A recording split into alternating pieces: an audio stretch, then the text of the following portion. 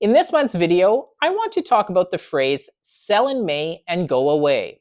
For those of you that have not heard of this adage, it refers to the historically weaker performance of the stock market from May to October compared to other 6 months of the year. I want to review what we might see this year from May to October.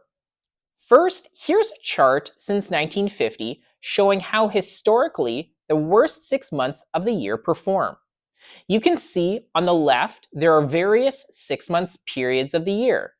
The middle column shows the average return. Then the third column shows what percentage higher the month usually is. Go down to the bottom of the chart and you can see that May to October has an average return of 2.1%, and it's higher 65.8% of the time.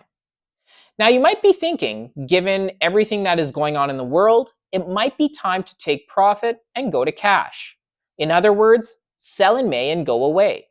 However, I don't think investors should give up on the year ending strong quite yet. Here's another chart since 1950 that shows how April performs to give us a glimpse into how May to October could perform. When the S&P 500's performance is greater than 5% in April, we often see strong returns.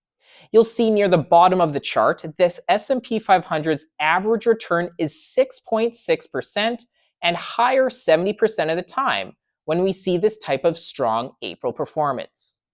This is drastically different than the typical 2.1% return during this period.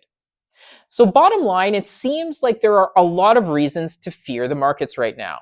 But if you would have just stayed on the sidelines in cash, you would have missed out on some strong returns already this year. And I expect this to continue. As always, I'll stay in touch next month with my thoughts on the markets. Talk soon.